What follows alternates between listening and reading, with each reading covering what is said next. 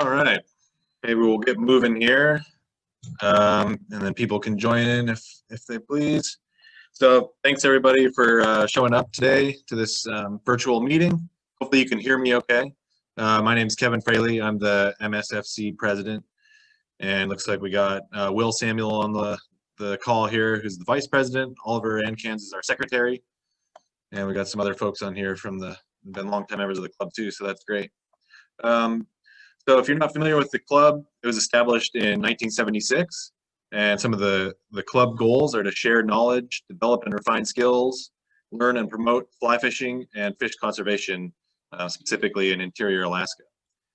And we've kind of revamped some of the social media this year, so check out our Facebook, our Twitter, and our website for more details if you're not familiar with the club. And so a few announcements. So tonight we're going to have Oliver Ancans, our secretary, who's going to do a presentation about fly fishing for lake trout. And I'll just go through a few items before we get to him. So some announcements for our next meeting in November. We're going to have Mike Lundy, who some of you might know. He's a former guide in Alaska, a big fly tyer, and an avid king salmon fisherman. He's going to talk about flies, tactics, and catch and release practices for Chinook salmon fishing for our November meeting, which will be on November 11th at 6:30 p.m. So that should be a really good one. Mike's always got a lot of really in-depth knowledge about fly tying, and he really does a lot of research on the tactics, the fishing tactics, and that sort of thing. So that should be a great resource if any of our members are keen Chinook salmon fly fishermen. Also, Oliver and Will were working on a fly tying night. I think that it was a big raise, and I guess one did happen, but Oliver has mentioned maybe that we'll do another coming up soon, so stay tuned for that. And if Oliver and Will, if you guys have anything you want to add, please jump in here.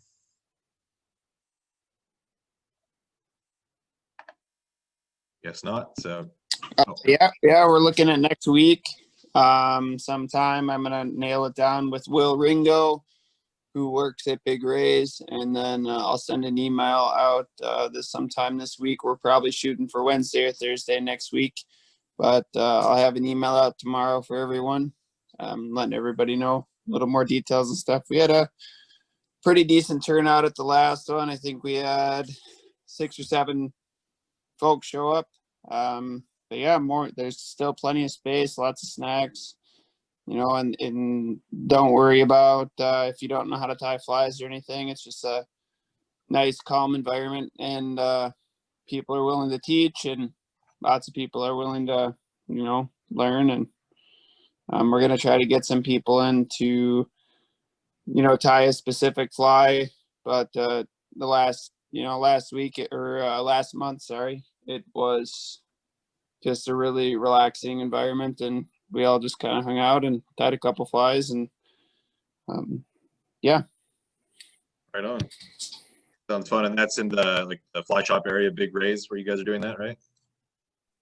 Yep. Yeah, it's upstairs in Big Rays in the fly fishing in the gun section. Cool.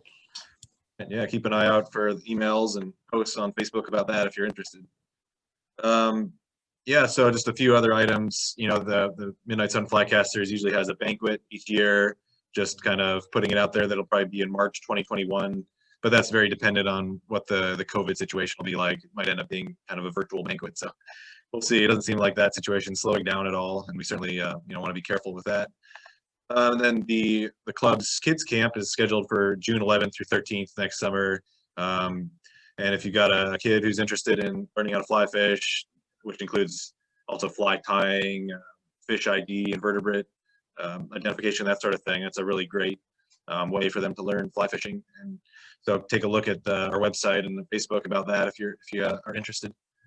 A couple just recap of some of the recent club events that happened. So we participated in a Chena River and Badger Slough virtual stream cleanup with the University of Alaska Fairbanks Fishery Society group. And it was kind of hard to tell how many people actually went out on there because it was a virtual event, but basically it was a few days where members from the club or the UAF group could go out and then kind of at socially distance do a cleanup of their favorite stretch of the river. And looks like the UAF folks did a little bit of that. You can see from this newsletter here, they, a few of them got out to do the cleanup, so that's good. I wasn't able to get out and do it because I just got back in the state, so I was quarantining, but hopefully a few people got out to clean up our waters a little bit, make things a little healthier for the fish and a little prettier for people that are visiting those our precious waterways here in town. And that was part of kind of a nationwide event. It was the National Environmental Education Foundation's National Public Lands Day that we kind of piggybacked on for that. So it was kind of cool to people around the nation were doing stream cleanups and different events that day or that week. So it was cool to be a part of. Another event I'd like to recap. So we did our Delta Clearwater fishing trip. I guess it was a couple weekends ago now. And that was also a joint event with the University of Alaska Fairbanks students, and that turned out pretty well. We didn't have too many folks from the Flycasters group. A few showed up, but quite a few of the students showed up, and I kept busy kind of ferrying people across the river to different fishing spots with the boat. So, but the conditions were pretty tough because there's a lot of jet boat traffic that weekend, and so the fish were kind of being stirred up. They were also being fished for by just kind of recreational anglers, as well as I think there's a guide or two that takes people out there almost every day when it's open. So, but we were able to catch a few kind of like when the jet boat traffic petered out for a little bit, they started biting, which is cool. And a couple really nice grayling were caught too, as you can see in the pictures there. I think a few people even kept some coho and smoked them up. I guess they were okay. So, they swam 800 miles up the river. So it's kind of surprising that they might be any good, but good on those folks for keeping a few. And yeah, it was a good thing we went because I think the next weekend or a few days after they actually closed the fishery. So it was nice to have an opportunity there. Yeah. Okay, I'm on a Zoom call. I'll just check in with you in a couple minutes. Sorry, got interrupted here, but anyway, the event turned out great. We had a few people come, and fishing was decent. So it was nice to get out there for one last open water trip. So with that, that's pretty much all our announcements. I'll kind of open it up to the audience. If anybody else has any other comments or questions or business we should discuss, please let me know now. Otherwise, we'll move into Oliver's presentation. So I'll just give a moment if anybody has anything to bring up.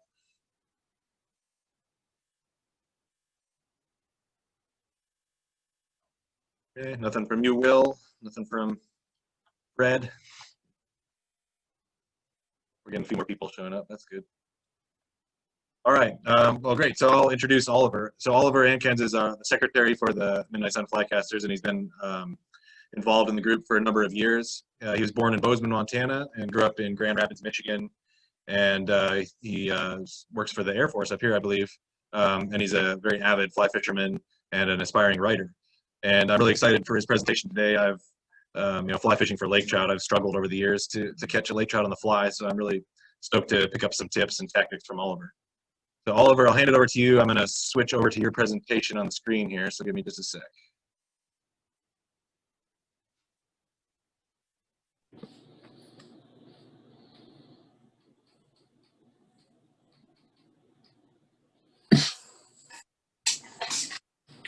All right, Oliver, so it should be coming up. Let me know when you're able to see it, and then go for there.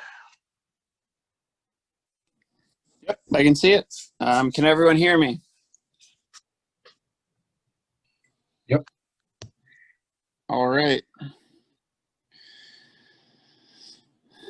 So, fly fishing for lake trout. This presentation is going to be, probably about 20 minutes or so, not too long. But yeah, if you hit the next slide.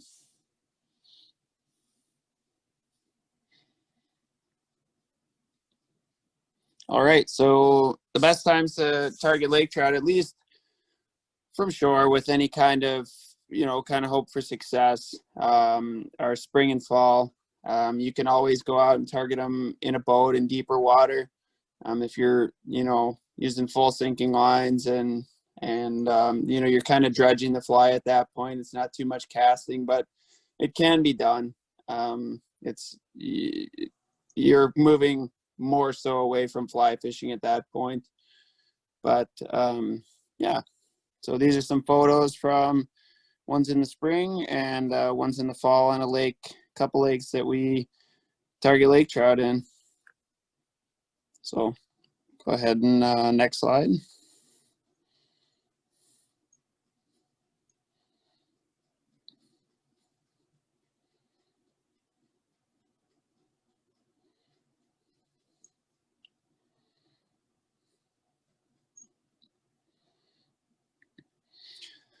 So in the spring, the whitefish are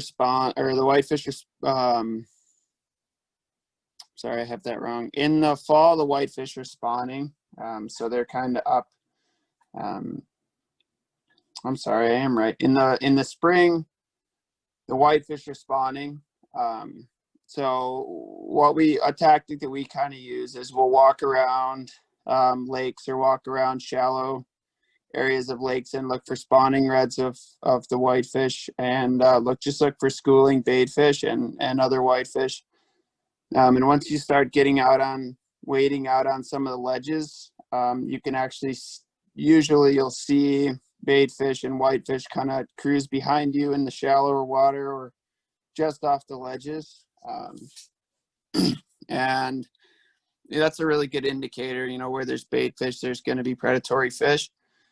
And also cruising the ice shelves, you'll see bait fish kind of jumping every once in a while. You'll see them kind of boiling on the surface. If they're boiling in a big group, there's probably a predatory fish on them, whether it's, a lake trout, or if you're fishing a lake with rainbows in it, there could be rainbows on them too. We found most of the time when those trout, when those bait fish are really schooled up and kind of boiling on the surface, that there are bigger lake trout after them. And you generally won't be tying into too many rainbows. In the fall, you're going to want to look for creek and river outlets somewhere with a little bit of current. Those lake trout are spawning in late August and throughout September. So we generally will stop fishing for them during that time, just so we're not messing with spawning fish. But coming into August and then really late September, they're great times. Those fish are putting the feed bag on and they're getting ready for winter, or early August they are getting ready to spawn. So they're generally eating a lot, and they're up shallow and easy to cast to. That picture there is one I caught just on a black leech, probably a 5-inch black leech. Yeah, next slide.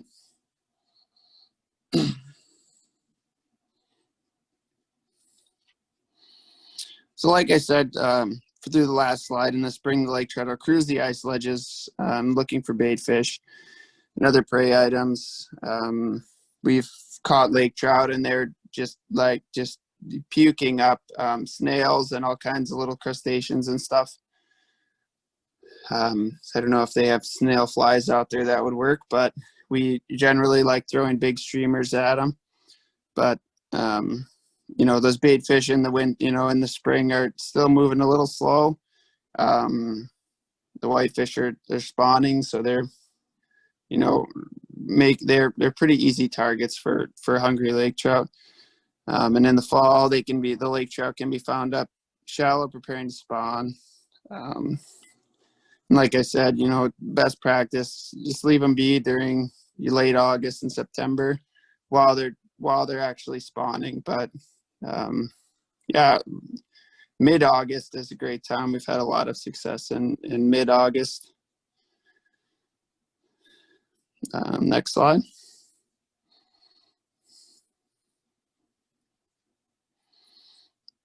So we're going to want to target lake trout.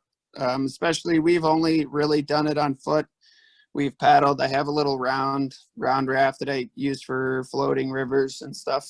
We've paddled that out on, Harding Lake. We all live pretty close to Harding Lake, I would imagine. And if you're not in Fairbanks, you probably don't. But we've paddled my round raft out onto Harding Lake to get to those ice ledges, and we've had a reasonable amount of success out there. I know it doesn't have a lot of lake trout in it and they can be pretty finicky, but we've got a few to take flies out there. And this one's not out of Harding, but this is the first lake trout that we landed. That's my girlfriend, Gabby. Yeah, so if you're walking, you're going to want to look for points and rock ledges. The bathymetric maps are a great tool. I know some of them aren't as detailed as everyone would like, but it's a good place to get started. They're fairly accurate,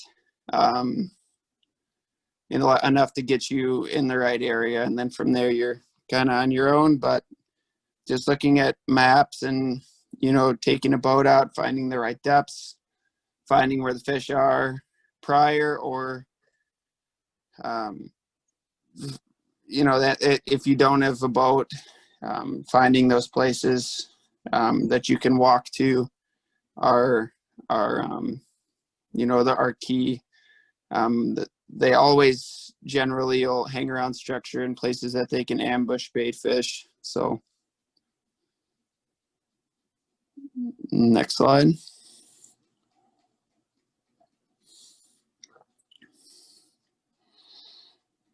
So just tips and tricks. I mean, I've caught them on floating, intermediate, and full sinking lines. It all depends on what you want your presentation to do and how deep you're fishing. I'll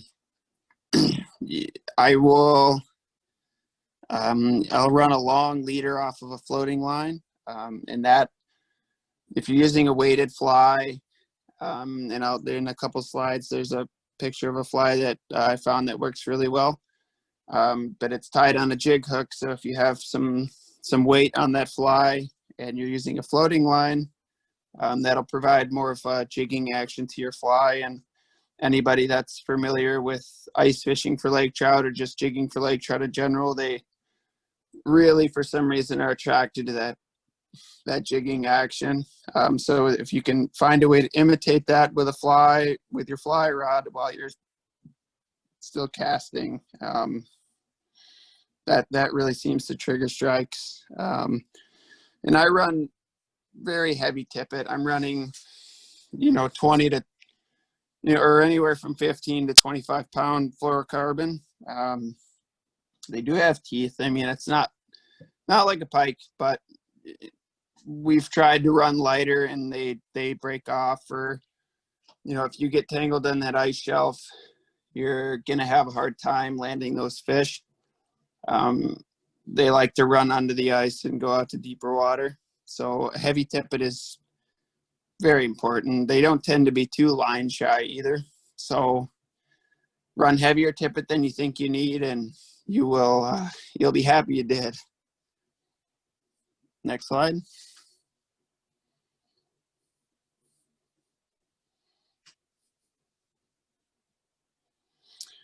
Access, like I was talking about earlier, boats, waders, or your own two legs. I mean, you can hike into a lot of places that you can't necessarily boat into, or whatever. Should say boats, rafts, or your own two legs. But you can walk into a lot of lakes that are tough to get into on a boat, that are less pressured, and that always ups your chances of catching lake trout. Like Kevin was saying, when the fish have boats running over them all the time, they can get fairly spooked if you're fishing a highly pressured lake. Getting out a little ways is very helpful. Next slide.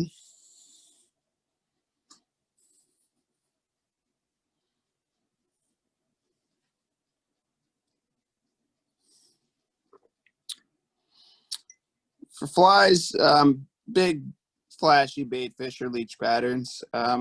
Lake trout are opportunistic, to say the least. They're generally pretty aggressive, although they can be finicky at times. But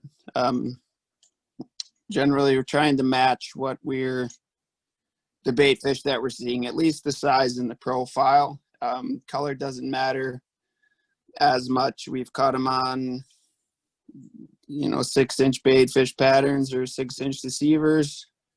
Catch them on jig flies. We catch them on one of Gabby's favorites is just a white woolly bugger, like a 2.5-inch white woolly bugger, and she fishes that for him and does very well. You're just kind of, for those, for more of an unweighted fly or a levelly weighted fly, at least, if you just wrap lead along the shank or purchase something along those lines, kind of sliding that along the bottom tends to work the best. They seem to be fairly oriented to the bottom of the lake. There's always exceptions. You can catch them on dry flies, you can catch them on poppers, you can catch them on all kinds of stuff, but we found most of our success either mid-water column or right on the bottom. And in the spring and the fall, you're not fishing all that deep. I mean, as far as you can cast, so as from where you can stand in the water. So, if you're standing in 3 feet of water, you can cast. And if you're casting off a ledge, it might get 10 to 15 feet deep. Oftentimes we'll stand on shore because those fish are cruising a lot closer to shore than you might think, or they'll follow your fly way in. I've had them take, right at, I have all my fly line in through my fly through my eyelets, and I'll have them take right at my feet, and you'll never see them. Your fly just disappears right there. So they'll slide up. Sorry about that. They'll slide in pretty shallow. So yeah, in those cases, having a floating line is very beneficial. But if you're fishing, trying to get, helps a lot too. So you don't have to run a super long leader if you're struggle with casting a long leader. Next slide.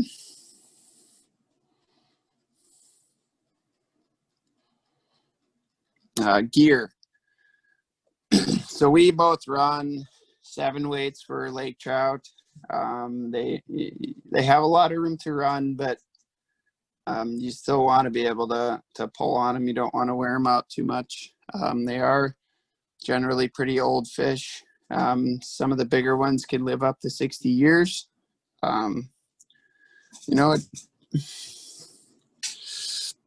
So we'll run a 7 or an 8 weight.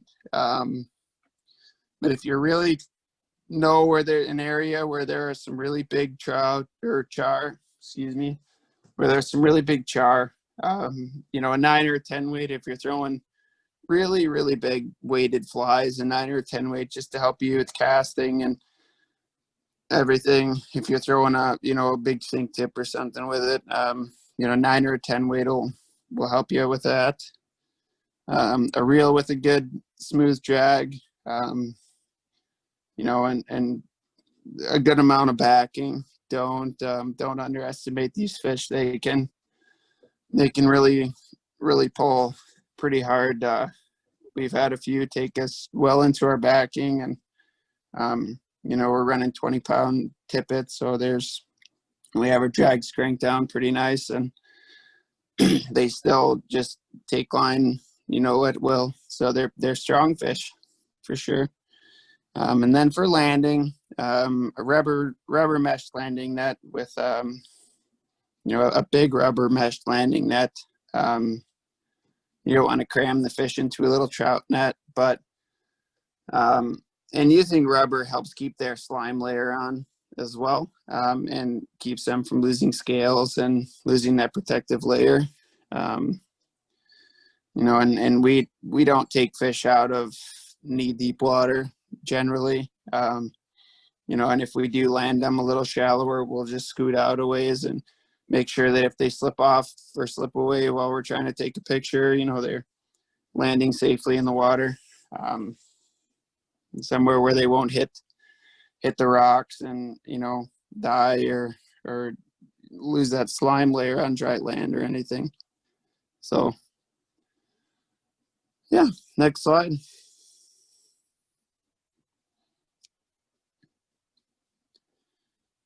I want to say that's probably the last slide, but I did leave it open to any questions. If anybody has any questions, feel free to chime in if they have any, anybody has any comments or anything.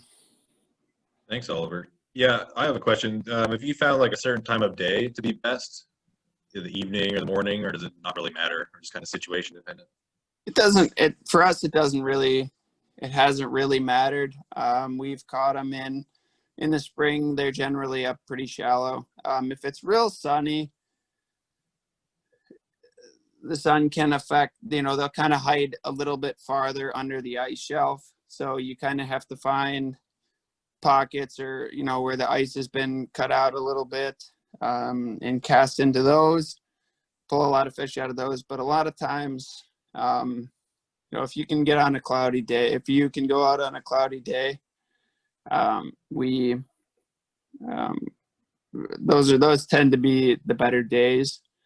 But we will usually start, around 5 o'clock in the morning, just because the spots that we are fishing are pretty far out. So just to get there by a reasonable time, we'll start pretty early and fish our way out there. And generally we won't catch too many on the way out, but I mean, we've caught them in, at noon on, in May and in April, and when the ice is just starting to come off. Another thing, the ice can be really dangerous during that time of year. That's just another thing to watch for. And I didn't put in the slides, but we've had the ice, the wind shifts at all, it'll push that giant sheet of ice, and sometimes it's 4 to 5 feet thick.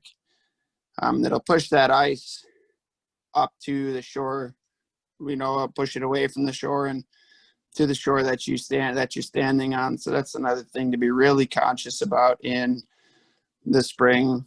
We have some photo. We lost a bunch of photos, unfortunately, but we had some photos where there were 5 feet thick, chunks of ice pushed 10 feet up onto the bank, just because that ice shifted so quickly. And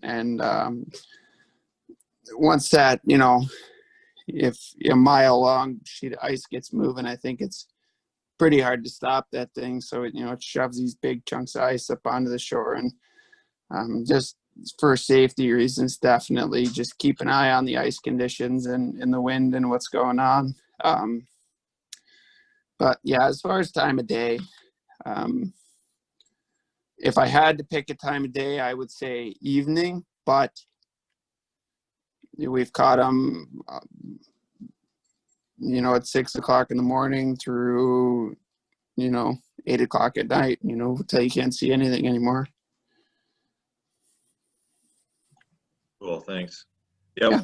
One thing I'd add is also there's there's kind of like a fishery where there's a lot of migrating sockeye smolt in different lakes, and so sometimes people will hit the outlets to the lakes for those in the spring time that have like right around ice out. So that's another kind of thing to look for, is those out migrating salmon. Sometimes the lake trout will concentrate around them. I'm no expert by any means. I've only caught little ones. I'm still looking for that trophy laker on the fly, but that's a pretty Yeah, absolutely. Anywhere where there's bait and you can really get on. But yeah, those lakes where their sockeyes come in are really fun spots too.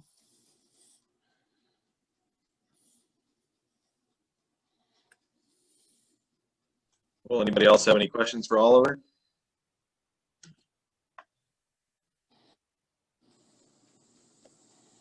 I'm sure you're welcome to, email him or email the group, and we can get those questions to him if anybody has any follow-ups. Yeah. I'm open to any comments, any criticism, anything. I will drop my email in the box here, and we can, if you have any questions, let me know. Great. I think we've got this presentation recorded too, so we'll try to post that on Facebook, YouTube, or something for people that missed it. And I'll put a link up for that. Yeah, I appreciate your mentioning some of the kind of catch and release and being gentle with fish, because most of the lake trout fisheries are mostly managed for catch and release or very little harvest because they're kind of since they're so long lived and they're not real prolific, they can easily be fished out, it seems like. So that's good, as we as anglers kind of keep that in mind when we're fishing for them. Hey, Oliver, can you hear me? This is Fred.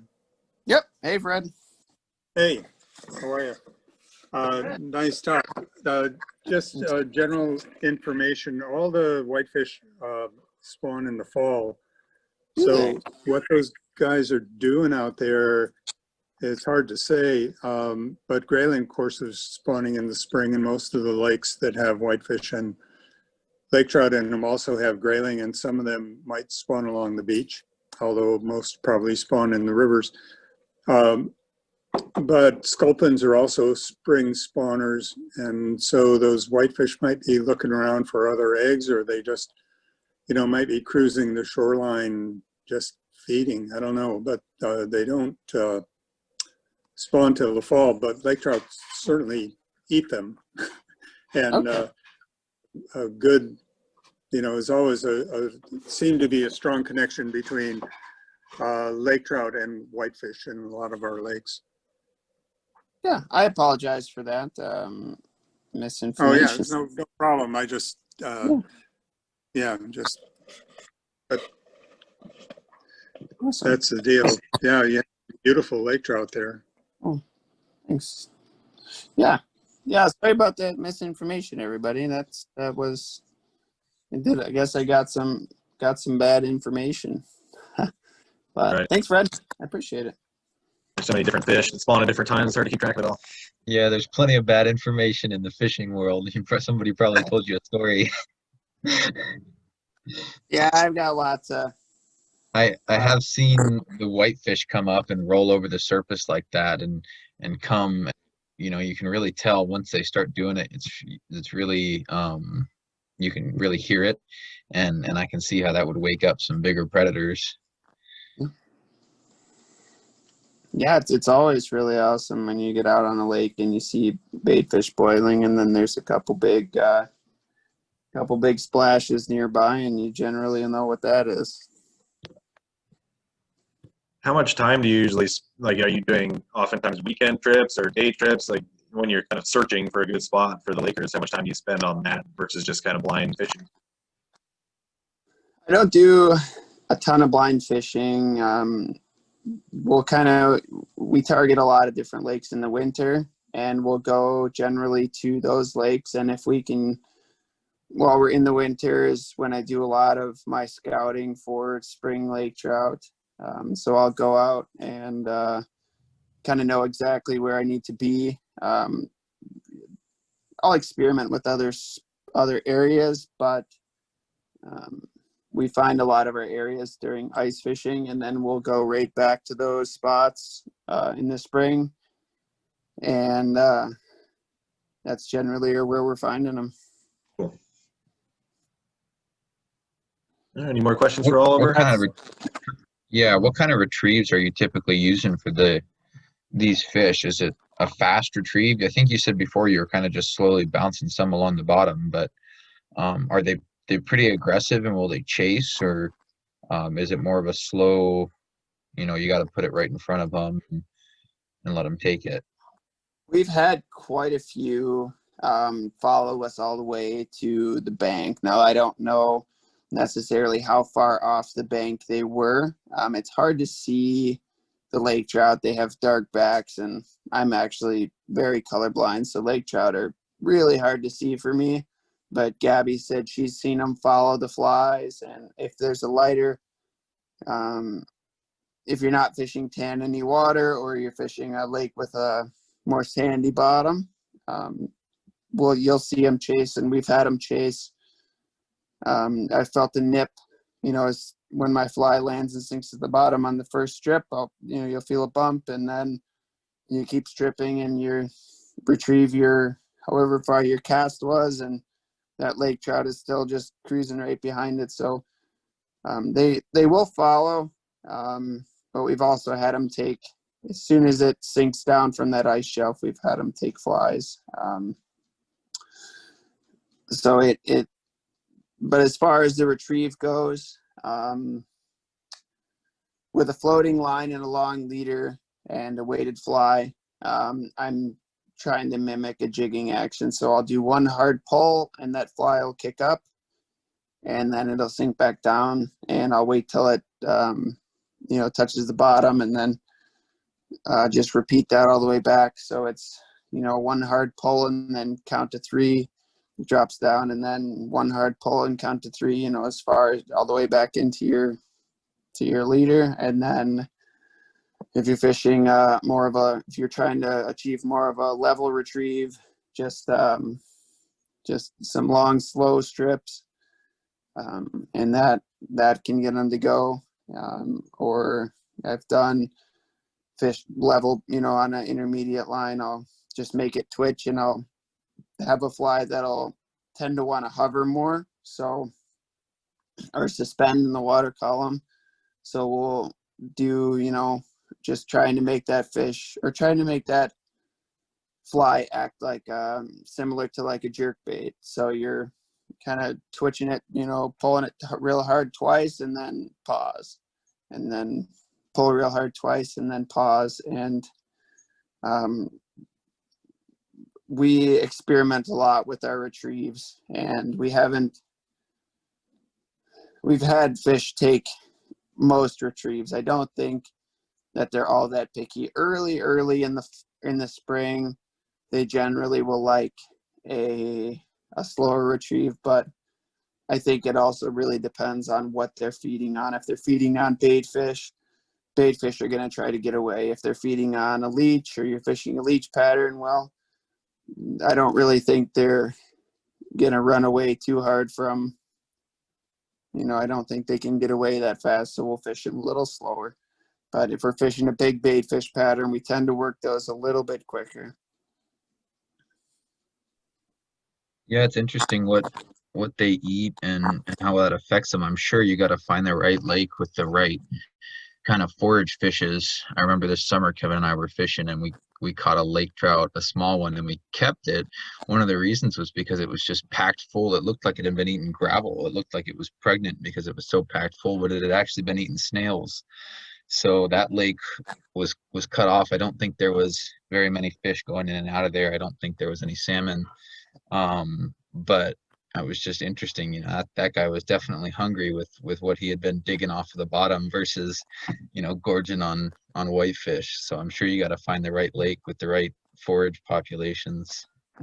Absolutely, yeah, and like I said earlier too, we've caught them on 6-inch deceivers, and those fish are puking up snails and all kinds of weird stuff. So I think they're just real opportunistic. And in that same lake, we've caught 8 to 10-inch whitefish, for fishing for grayling. We've caught some really big whitefish out of there. So I think whatever they can get their mouth on, but snails are, I think, a pretty easy target as well. So if they can find them, or there's a lot of them in that lake, they'll take advantage of them. Have you tried fishing rivers at all for lake trout? I know there's certain rivers where they are, seasonally kind of in these bigger rivers, and you can fish from them there. I think the Kobuk is one, but I would imagine there's some, more on the road system too. I have not tried to fish for lake trout in rivers in Alaska. I did in Michigan. They would come way up some of the lakes in there, and you'd catch them on accident when you're fishing for steelhead or salmon. The lake trout were always kind of mixed in, but I have not targeted them in rivers up here. And I've seen people catch them. Hear about people catching them, but it's not something that I've really spent a lot of time doing in the rivers.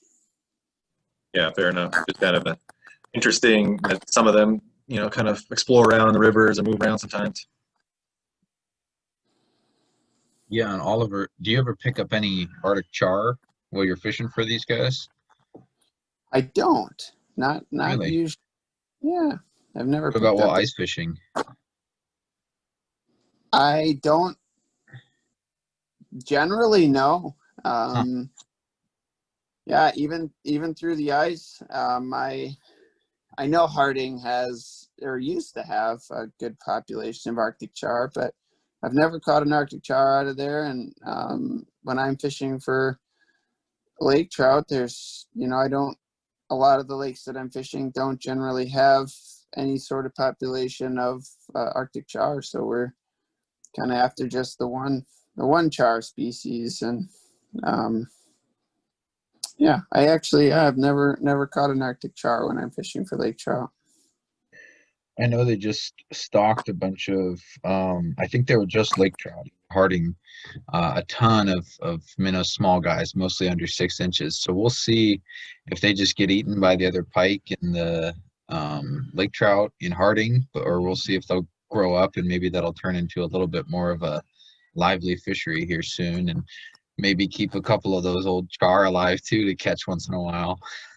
Yeah, I know. Yeah, there's I know they've been trying to revamp their stocking efforts in there for the char, but it's been, I haven't, everyone that I talk to, I don't fish it that often. I fish it, 2-3 times a winter, and otherwise I'm out ripping around looking for other more productive lakes. But there's some big lake trout in there, and a couple of the ones that we had take flies were pretty big. But it's just like it is fishing in the winter. It's tough and it's slow going. You gotta spend your time and find find a fish and then find the right fish.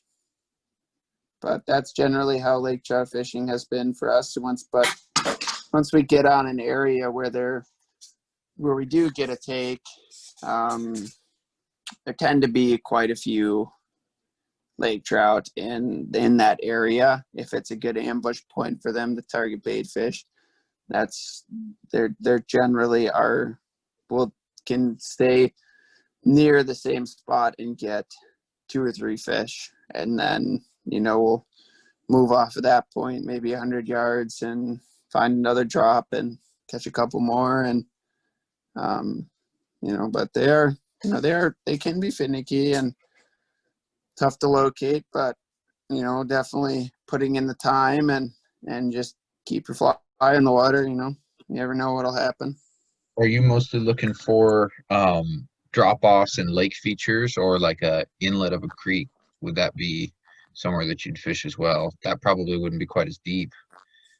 The inlets of creeks, I think that more depends on the inlets and outlets of creeks. It more depends on the lake and what that actually inlet or outlet looks like.